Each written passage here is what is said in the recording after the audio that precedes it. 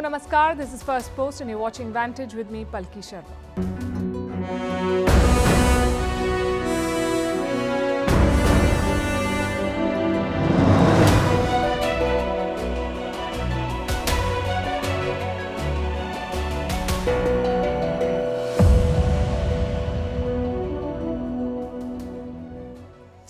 Less than 48 hours after Iran's surgical strikes, Pakistan has retaliated. They've attacked Baloch targets deep inside Iran. Is this the making of another war? What will it mean for India and the region? And how is the world reacting to it? Tonight, we'll discuss all this and more. On the high seas, meanwhile, ships continue to be attacked. An Indian warship rescued one of them. As America struck the Houthis for the fourth time in a week, will this make a bad situation worse? In Davos, China is trying a charm offensive, with the premier wooing global business and a 140-member team in tow. We'll tell you why it's not working. In Bangladesh, the opposition is trying a new tactic, an India out-campaign to rally radicals. In the UK, Rishi Sunak has passed his first Rwanda test, but there are more to go. In Singapore, a minister resigns over a corruption scandal. We'll tell you why it's such a big deal. A special report on India's aviation space, the good, the bad and the ugly. There's a new cancer drug. Is it the miracle the world has been waiting for? Why is Gen Z getting Botox? And what are Sephora kids? Also the story of extreme weather, freezing eggs and melting glaciers. All this and more coming up. The headlines first. Israel's president calls Iran an empire of evil, says a strong coalition is needed to counter it. President Isaac Herzog also ruled out peace talks with Palestinians right now. He was speaking at the World Economic Forum in Davos. Japan will buy 400 long-range Tomahawk missiles from the US. Tokyo has been ramping up its military capacity. It faces a nuclear-armed North Korea and growing Chinese military clout. By 2027, Japan plans to double its defense spending. Somalia rules out mediation with Ethiopia, says it must first cancel the deal with Somaliland. On 1st January, Ethiopia signed an agreement with the breakaway region. The deal allows landlocked Ethiopia access to the sea. The UN slams Sri Lanka's anti-narcotics drive. More than 40,000 people have been arrested in this controversial plan. The United Nations says suspects are being arbitrarily held, strip-searched and tortured in custody, but the government has dismissed the claims. A US court bars the import of Apple watches. These watches, capable of reading blood oxygen levels, are caught in a patent feud. The legal fight could go on for a year. Apple says it will remove the feature from the models sold in the US. America is one of its biggest markets. And Arnold Schwarzenegger held at the Munich airport. The actor and former California governor had failed to declare his luxury watch. Schwarzenegger was later released.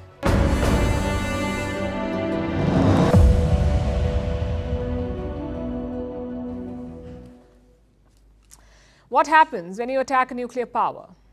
Well, Iran tried to find out. They fired missiles into Pakistan on Tuesday. Less than 48 hours later, the response has come. Pakistan has hit back. They used a number of weapons to strike Iran: killer drones, rockets, loitering munitions and standoff weapons. The operation is being called Marg Bar Sarmachar, meaning death to guerrilla fighters. This place was the target, a village near the Iranian city of Saravan. It's located in the Sistan Balochistan province, distance from the border, possibly less than 100 kilometers. Now, Pakistan says it was attacking Baloch militants, members of a group called the BLA, the Baloch Liberation Army, BLA.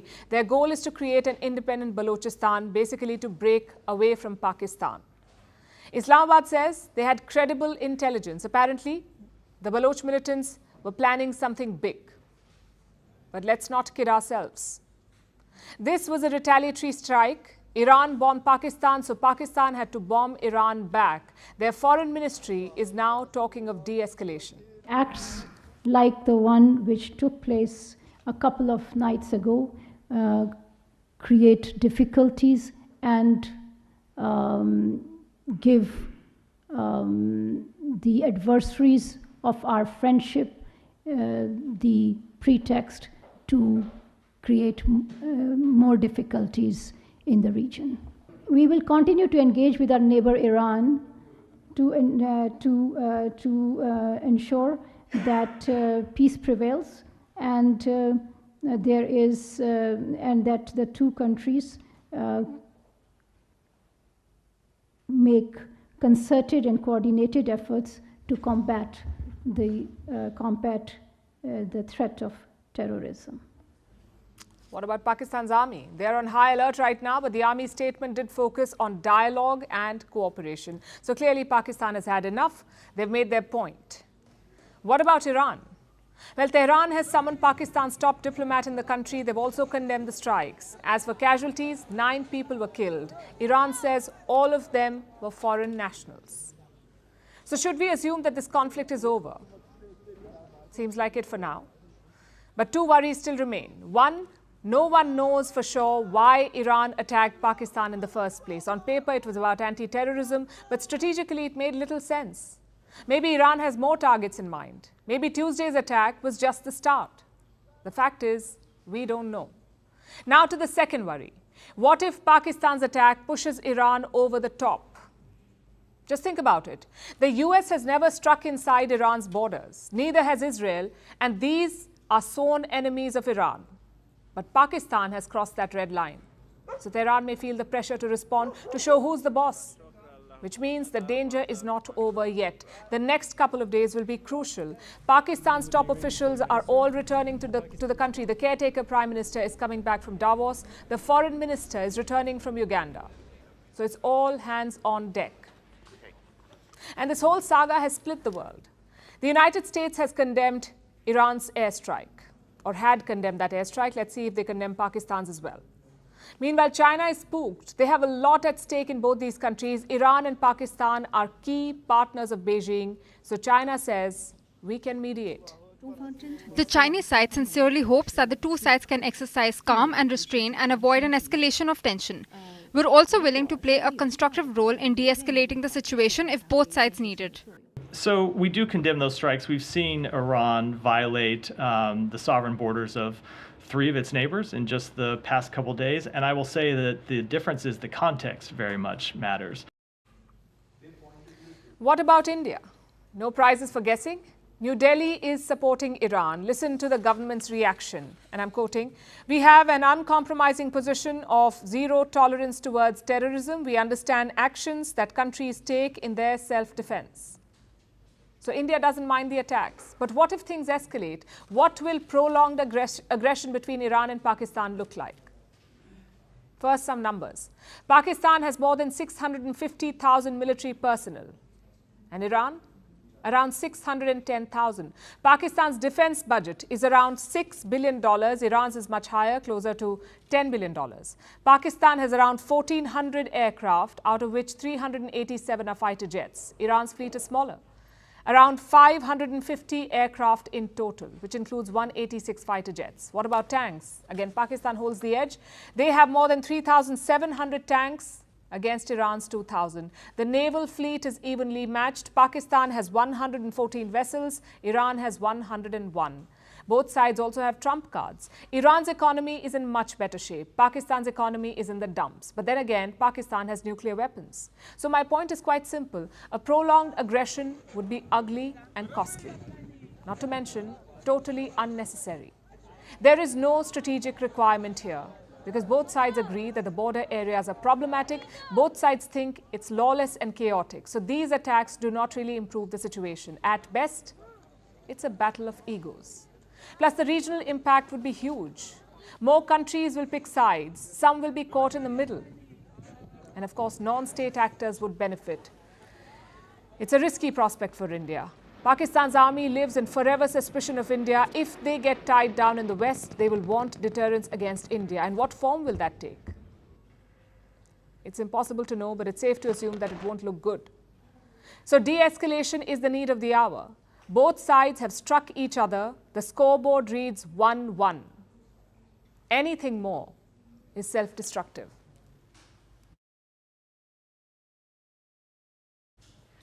So Iran struck Pakistan yesterday. Islamabad retaliated today. Iraq and Syria have suffered airstrikes, and Israel has opened a new front in Lebanon. They're going after the Hezbollah. It is the perfect storm.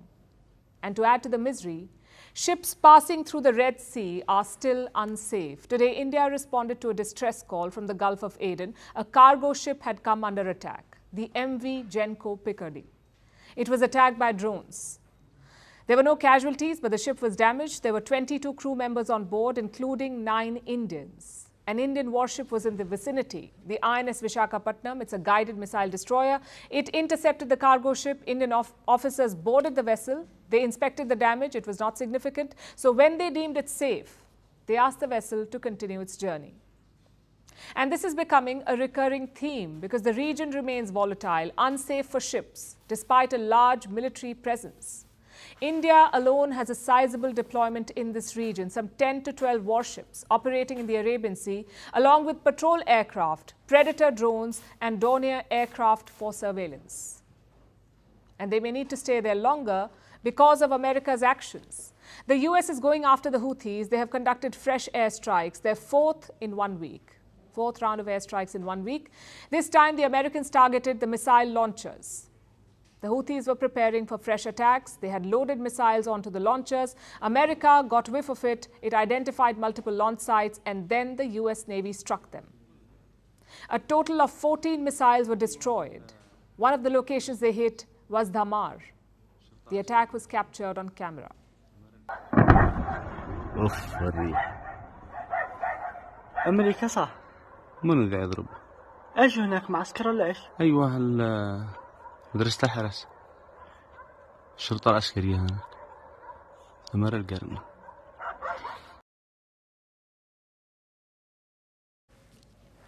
So the strikes were targeted, and the Americans are clearly going after the Houthis, using every tool at their disposal, including diplomatic ones. They have redesignated Houthis as global terrorists. In 2021, less than a month after he took office, Joe Biden had given Houthis some relief. He had lifted the global terrorist designation. It was imposed by Biden's predecessor, Donald Trump, when he was president. Now, 3 years later, it's back to square one. President Biden has reversed his decision, and he's declared the Houthis terrorists again. We took this action because of their continued reckless and indiscriminate attacks on ships transiting the Red Sea and the Gulf of Aden. These attacks are a clear example of terrorism, violation of international law. But this is not just about accountability. The US wants to corner the Houthis. This designation targets their finances. It freezes Houthi assets in the US. It restricts flow of funds from abroad, including from global markets. Basically, it's a form of a sanction to get the Houthis to stop attacking ships. But will they stop? Will this American sanction do the trick? It's unlikely. The Houthis may not have US bank accounts or blue chip investments in NASDAQ. So these labels can lead to only one result: more animosity. The Yemeni armed forces emphasizes that the response to the American and British offenses is inevitably coming, and any new offense will not remain without a response and punishment. America's decision may have unintended consequences. The Houthis are de facto rulers of Yemen. They control large parts of the country, including the capital, Sana'a. And Yemen faces the world's worst humanitarian crisis. This country is on its knees. 80% of Yemen, 80% does not have food or water. Over 75% needs aid to survive. 3 million people are homeless, and Yemen's currency, the rial, is worthless.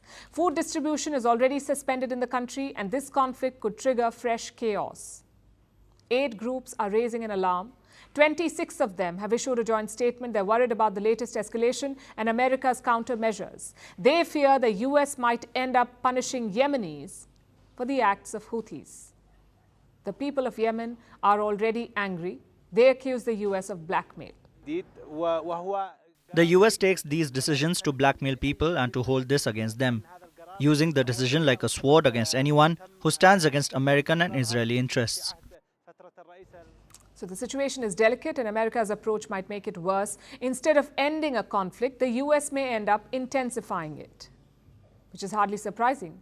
The US has a long history of this, of fraught military interventions. We all know what happened in Iraq and in Afghanistan. Will Yemen be next? This crisis is like a gas leak, and America has shown up with a matchstick. There is every chance this will backfire. And we hope we are wrong.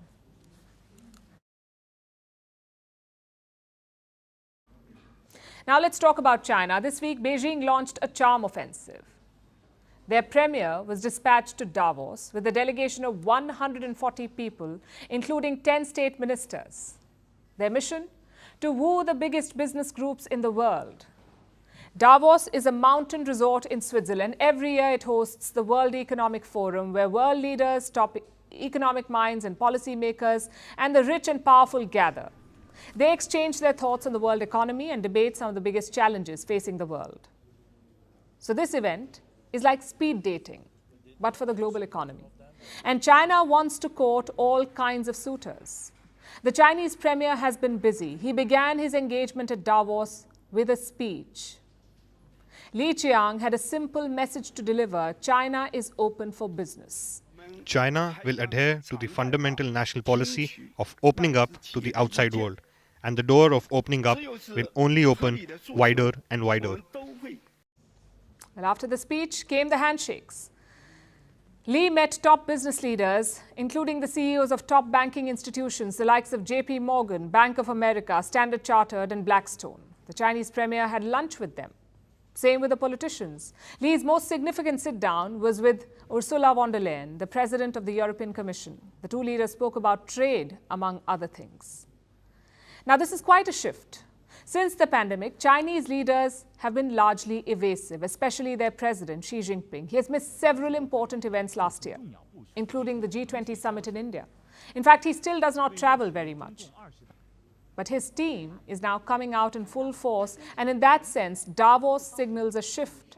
China is trying to achieve two objectives here. The first one is related to their economy. They're trying to build a new narrative, one that is less negative and more positive. Because today the Chinese economy is seen as weak, unstable, and in a state of decline. At Davos, Premier Li gave a different message. He claimed that China's economy did better than expectations last year. Our expected GDP growth is around 5.2%, which is higher than the target of around 5% set at the beginning of last year. A growth of 5.2% against a target of 5%. We're hearing this number for the first time. Naturally, it is being received with skepticism. Economists are questioning this data, which hardly comes as a surprise because data is not China's strong suit.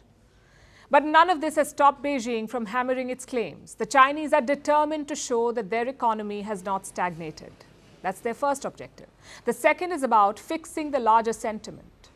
Investors do not trust China anymore. Until last year, foreign companies had pulled some $160 billion out of China. At Davos, Premier Li tried to pull some of this money back. We will also listen to the views of foreign businesses regularly. We will actively promote solutions as long as they are reasonable demands. We hear you. That's what Li tried to tell foreign businesses. And this is a massive PR exercise to fix China's image. But this pitch has few takers. The first reactions to Li's speech are negative. Experts say his remarks are broad and unspecific. He's making wide-ranging promises, but not sharing any details. Like, how will China address the concerns of investors? What steps will it take? Li's public statements do not answer these questions, and the US is adding insult to injury with a resounding endorsement of India yesterday. It came from US Secretary of State Antony Blinken. He hailed India's growth story at Davos. We see an extraordinary success story, and we see the remarkable achievements that Prime Minister Modi has, a relationship between our countries that is in a new place, at a new level. Blinken's words reflect the broader sentiment. World leaders believe in India's growth story. China may have more resources and manpower to promote its agenda, but the world can see through its propaganda.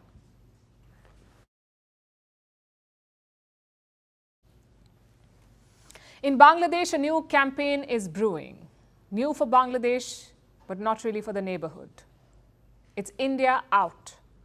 The trend began in the Maldives, but some in Bangladesh are now buying in, specifically the opposition, the BNP, the Bangladesh Nationalist Party. BNP. They ruled the country for a long time. But in 2009, they lost power, and since then, it's been a downward spiral. The BNP boycotted elections in 2014, and in 2019, they won just 5 seats. So this is a party in crisis. Could that explain the BNP's new strategy? Reports say the plan was created by Tariq Rahman. He's the acting chairman of the BNP, also the eldest son of Ziaur Rahman and Khalida Zia. General Zia was the dictator who founded the BNP, this party. And Khalida Zia is a former prime minister. So Tariq Rahman is political royalty. But he doesn't live in Bangladesh. He lives in London in exile. And from there, he's reportedly coordinating this campaign. It's mostly playing out on social media. Take a look at this post, for instance. The account has more than 50,000 followers. It says, boycott Indian products. Other accounts have joined in. They're using the hashtag India out. They say India is destroying Bangladesh. Just a couple of problems, though. A, India doesn't meddle in other countries. New Delhi did not appoint Sheikh Hasina as Prime Minister. The people of Bangladesh did.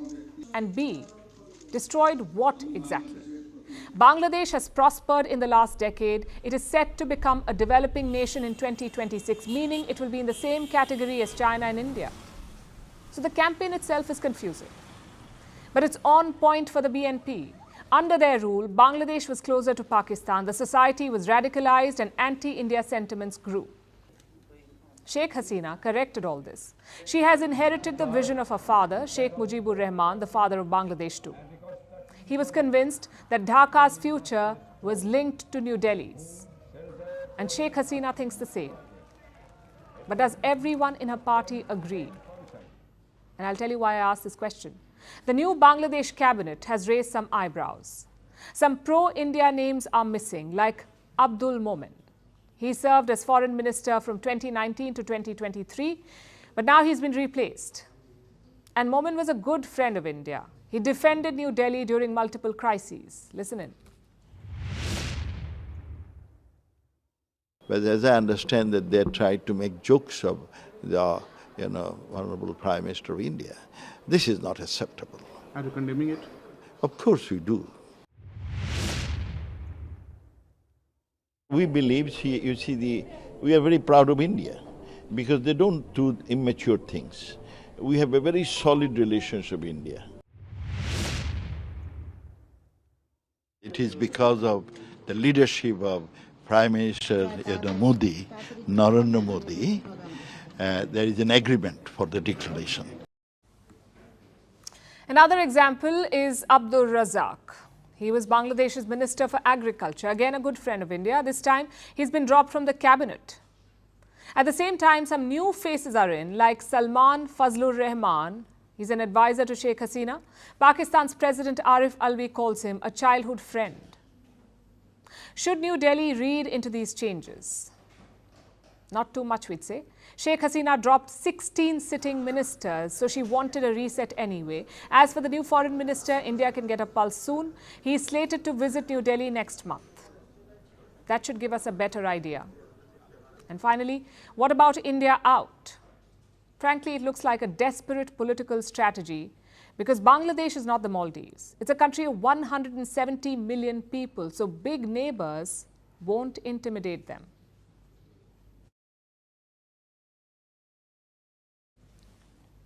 In the UK, Prime Minister Rishi Sunak is breathing a sigh of relief. He won a minor political victory last night after surviving a major rebellion within his party. Yesterday, Britain's lower house of parliament passed a law, the Rwanda bill. It cleared its third reading in the House of Commons, meaning it has cleared stage 1. There are more to go, like the upper house of parliament. The House of Commons has spoken, the Conservative Party has come together, the Rwanda bill has passed. It's now time for the Lords to pass this bill too. This is an urgent national priority. That was today's speech. Prime Minister Sunak makes it seem that only the House of Lords stands in the way now, and with their assent, the Rwanda plan will become a reality. But that's not true. First, let's understand the issue. The UK has been dealing with high levels of illegal immigration. People often board boats in France and sail to the UK. They land on British shores and claim to be asylum seekers. They're housed for months while their asylum requests are processed. There are tens of thousands of such asylum seekers in the UK, and the country doesn't have centres to accommodate all of them. so they're often lodged in hotels or other makeshift accommodation, all on the taxpayers' dime. The UK government pays about £8 million a day for this, 8 million a day. And many in England are fed up. So the government came up with a radical plan. It wants to house asylum seekers somewhere else, in the African nation of Rwanda. They want to send them there. The plan is that Rwanda will process the refugee requests and eventually send only the eligible people back to the UK. So effectively, London wants to outsource the problem. But there's a hurdle. The plan is illegal under international human rights law and under the British law. So Prime Minister Sunak's party has been struggling. They've tried everything to launch this Rwanda plan, almost literally everything. In 2022, they had a flight ready, but the European Court of Human Rights told them to stop. Last year, the law went to the British Supreme Court. Again, it was ruled illegal. The court said people sent to Rwanda would be at risk of refoulement, meaning genuine asylum seekers may be sent back to their home countries, back to face the danger that they escaped from. And that was illegal. That's what the British Supreme Court said. Which brings us to yesterday's bill. The Safety of Rwanda Asylum and Immigration Bill. That's what it's called. It is to legally designate Rwanda as a safe country so that the British Supreme Court cannot complain if people are sent there. And the bill has passed through the House of Commons. The ayes to the right, 320. The noes to the left, 276. The ayes have it, the ayes have it. Look! This was Sunak's victory yesterday, but there are more challenges ahead. The House of Lords will have to pass the law. They cannot reject it, but they do have the power to delay it and to make amendments. And Sunak's party is not in the majority in the upper house, so the bill will face resistance there. The next challenge would be human rights laws, British and international. And if by some miracle it clears all of this, the challenges to deportation will begin. All the people being deported to Rwanda will make appeals. That's hundreds of thousands of cases in British courts. The process will be long and painful. Even Sunak's own officials think the chances of deporting anyone are slim. Government lawyers say there's a 50-50 chance before the next election. Which is why I said Sunak won a minor victory last night. What he did manage, though, was to survive a major rebellion. He was pitted against his own MPs, about 60 of them, 6-0. Wanted to amend the bill. They wanted to make it tougher. But Rishi Sunak refused. He said a tougher bill would definitely run afoul of international law. Eventually, only 11 of the 60 rebels voted against the bill, the hardliners, like old Home Secretary Suella Braverman. The rest of the rebels fell in line. And Sunak projected a united Conservative party, securing his grip on it till the next election at least.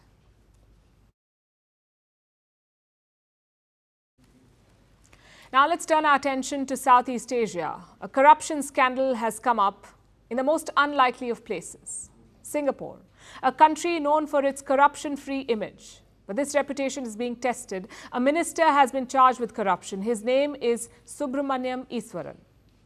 Up until today, he was Singapore's transport minister, but he has resigned because of the scandal. He maintains his innocence, but he has still stepped down to mitigate the embarrassment to the ruling party.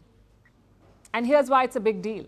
Singapore has not seen such a high-profile graft scandal since the 1980s. And the world is watching it closely to see how Singapore's ruling party behaves and whether they can still maintain their integrity after this. Here's our report. A corruption scandal has hit Singapore, something that it takes extremely seriously. The graft case involves this man, Subramaniam Iswaran, or S. Iswaran as he's more commonly known. Up until a few hours ago, he was Singapore's transport minister. He was also serving as the minister in charge of trade relations. But he has stepped down from both positions and resigned as an MP as well, and as a member of the ruling People's Action Party. Iswaran says that he will now focus on clearing his name, but that won't be an easy task. The former minister faces a slew of corruption charges, 27 to be exact. he's accused of obtaining goods and favors worth about 384,000 Singapore dollars, or 285,000 USD. This is between 2015 and 2022. The gifts include tickets to plays or musicals in the UK, tickets to football matches, a private plane ride, business class tickets and free hotel stays, and also tickets to the Singapore Grand Prix. They alone were worth 350,000 Singapore dollars, or 260,000 USD. Iswaran allegedly received all these gifts from one person, Ong Beng Seng. He's a Malaysian billionaire, a hotel tycoon, and the person responsible for bringing Formula One to Singapore. Iswaran is accused of taking these gifts and also using his influence to advance Ong's business interests. The billionaire was promoting the sport. He needed help from the Singapore Tourism Board.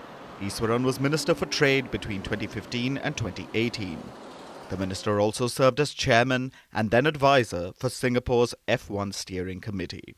But even if the F1 angle didn't exist, Iswaran taking the gifts would still run afoul of Singapore's graft laws. Any civil servant is prohibited from taking gifts worth more than 50 Singapore dollars. They are supposed to give anything more valuable than that to the government. If the civil servants want to keep a gift more expensive than 50 Singapore dollars, they need to pay the full cost to the government.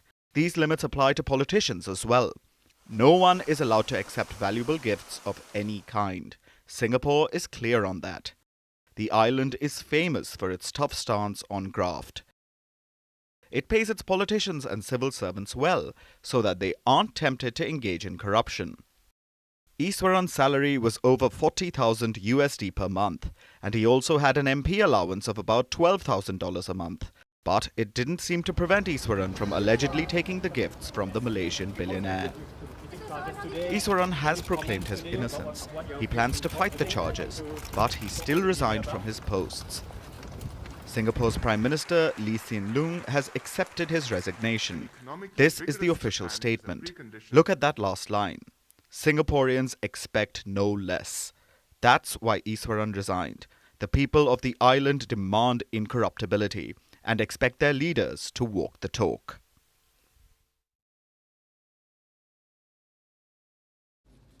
This week was a nightmare for Indian aviation. Temperatures dropped across northern India. Most airports were engulfed by fog, so flights got delayed. Reports say hundreds of them. It led to some pretty bizarre incidents, like passengers punching pilots and travelers eating dinner on the tarmac. Not a good look. It was a reality check for Indian aviation. But it's not the full story. Let me show you some numbers. India had just 74 airports 10 years ago. Today, that number is 148. The plan is to have 220 airports by the end of 2030. Also, more Indians are flying today.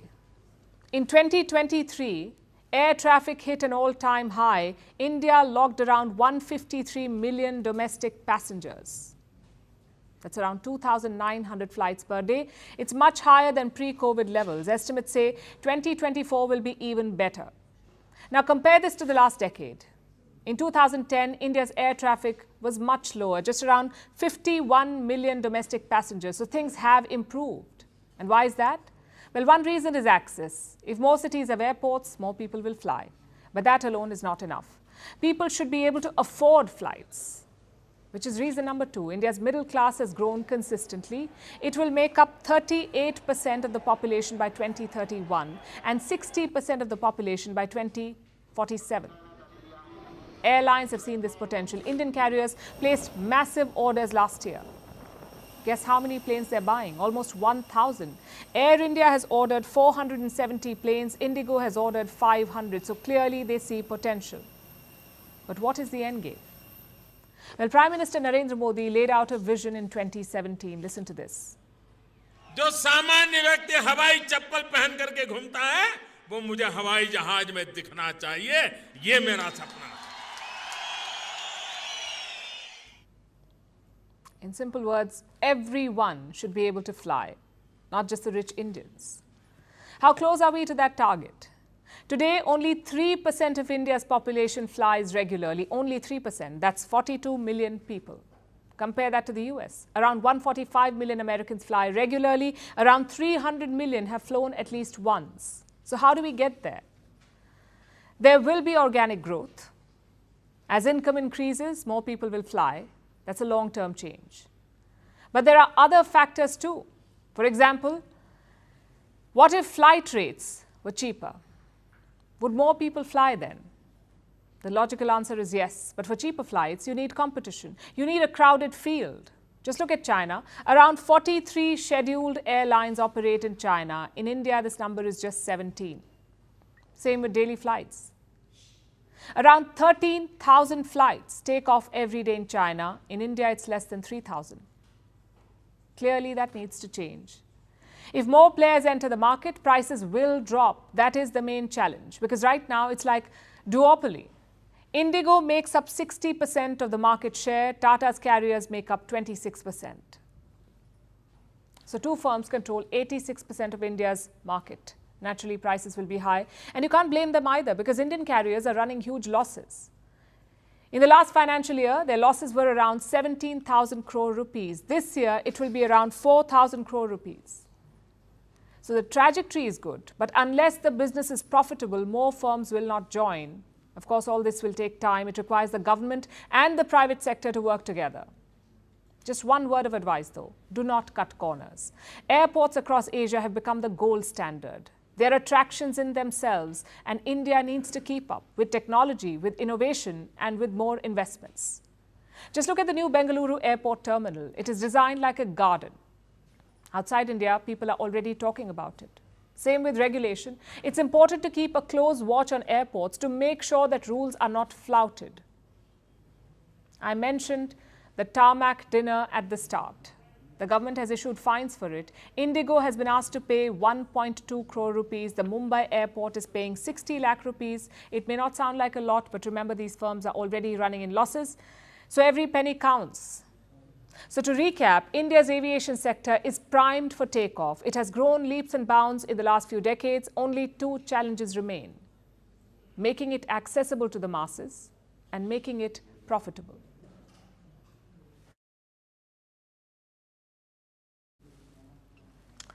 Cancer. It's the six-letter word that can scare even the bravest. Cancer has plagued humankind for centuries. The Egyptians mentioned it, the Greeks named it, and US President Richard Nixon declared a war on it. It kills 10 million people every year. Yet, we have no cure. All we have is chemotherapy, and even that is toxic. It leaves you weak and tired. Now, a new drug has raised hope. It's called blinatumomab, or just Blina. It's an immunotherapy drug. What makes it better is that it is less toxic, less invasive, and you can take it at home. But will this be the elusive cure to cancer? Our next report tells you.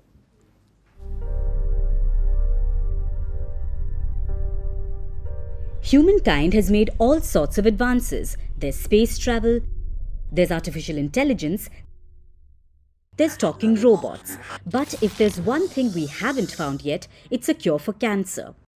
A new drug has sparked hope, but will it be any better? It is a $1 trillion question, because cancer costs the world $1.9 trillion every year. This is a disease that has haunted humankind for centuries. It was first described by ancient Egyptians. The first mention is in the Edwin Smith Papyrus, so that's dating back to 1600 BC. The document mentions breast tumors being removed, but it says there is no cure. Then we have Hippocrates, the father of medicine. He is believed to have given cancer its name. It came from the word karkinos. Basically, it means crabs. According to him, the tumors looked crab-like.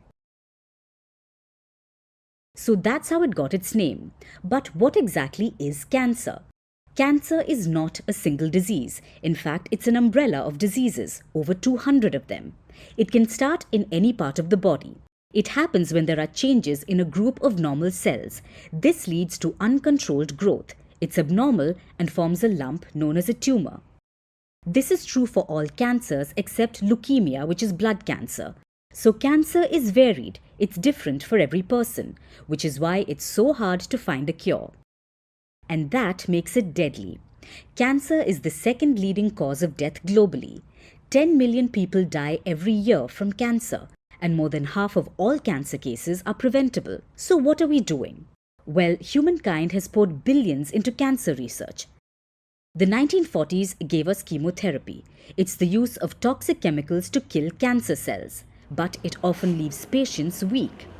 Yet, 80 years later, chemo is still the first choice to treat cancer. Now, a new drug has sparked excitement. It's called blinatumomab. It's an immunotherapy drug. It is said to be less toxic than chemotherapy. Basically, what it does is to look for cancer cells. That way, the body can recognize them and then destroy them. It's already licensed for adults to use, and now it's being used for kids in trials. So how is it different? Blina is more promising because unlike chemo, it isn't painful. It comes in a liquid bag and is administered through the vein, and more importantly, it can be given at home, which means patients won't even have to go to the hospital. Now, Blina has shown success, but it isn't 100% foolproof. Which brings us back to the question, why do we still not have a cure? Chemo came in the 1940s. US President Richard Nixon declared a war on cancer in 1971. Since then, there have been trials, research, billions of dollars have been spent, yet no one cure is available. Of course, we have more options. There's cancer vaccines, immunotherapy drugs, but the problem remains the same. How do you treat cancer without killing normal cells? It was the big question back then, and it's still the big question now. Hopefully, we will find an answer soon.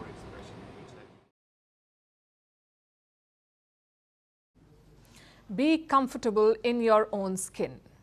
This is powerful advice, also a tough ask, especially when we are referring to actual skin. Bad skin is a pain point for many. But thanks to the internet, it has turned into an obsession. Hours are lost before a mirror as it feels less mirrory and more magnifying glass. And you don't just stare, you tamper with the evidence. Whatever conclusion you reach, there is a cure, a quick trip to the store to buy some hope, bottled in cutesy packaging of creams and serums. If one product does not work, there are plenty more. And if none of them works, there's always a cosmetic procedure, like Botox. This is a minimally invasive procedure. It promises wrinkle-free skin and a youthful appearance. Initially, Botox was used for medical purposes. About 2 decades ago, it was approved for cosmetic use. Most of its recipients are middle-aged, but now more youngsters are seeking Botox the world over. It is the new norm in South Korea. In India, Botox has become a pre-wedding trend. In America, Botox use for people aged 19 or younger grew 75% between 2019 and 2022 and 71% for adults aged 20 to 29. Gen Z has given Botox a new twist. They're calling it baby Botox, which is horrifying on so many levels. Their wrinkles are not even defined yet. So youngsters are not aiming at fixing something. Their goal is avoidance. Gen Z is getting Botox out of the fear of aging, and in doing so, they're creating what they fear. Doctors say too much Botox can age you. It curbs the use of some muscles, their size decreases, and muscles waste away. Botox can also cause bruising, nausea, and headaches. But that's not the only price the young must pay. Botox is costly. The average going rate is $500, and an average Botox lasts about 3 months. So multiple treatments are required, and the costs line up. So Gen Z is throwing money at a problem that doesn't even exist. And they aren't the only ones. The focus on perfect skin has trickled down to Gen Alpha. They are the youngest generation, aged 13 or below, basically kids. One can find this new species hunting through cosmetic store aisles, clumsily testing products, building their own multi-step skincare routines with pricey products.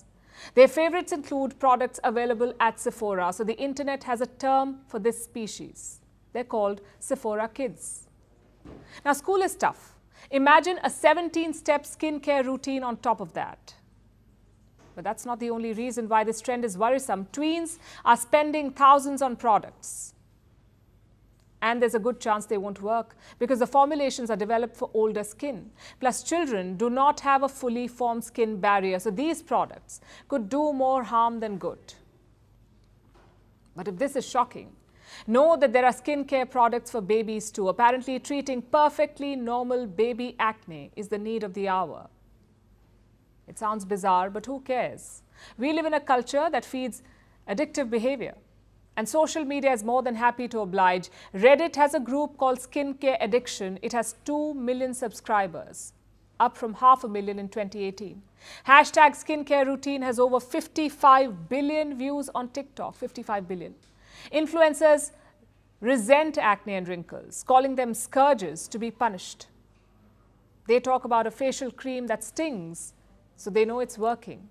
They smile while ripping pore strips off their faces. And with this, big wigs of the beauty industry smile too, because skincare is the fastest growing market segment in the beauty industry. It is worth about $180 billion. The irony is, people want to find a product that works, while companies want to sell as many products as possible. And you can buy into this. Maybe you like the ritual element of 20-step routines. Maybe you want a new project. Maybe it's the performative self-soothing. But when your skincare routine starts sounding like cleanse, tone, obsess, do ask yourself this: what will it take to become comfortable in your own skin, quite literally?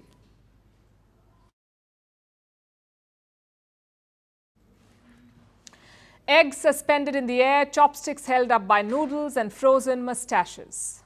An Arctic blast has brought extreme weather to many countries: Canada, the United States, even parts of Europe. They're all dealing with record-breaking cold, which begs us to ask, why is it colder if the Earth is heating up? 2023 was the hottest year on record. 2024 is likely to be hotter. Shouldn't winters be warmer then? Our next report tells you why cold snaps could become the new normal. Imagine this.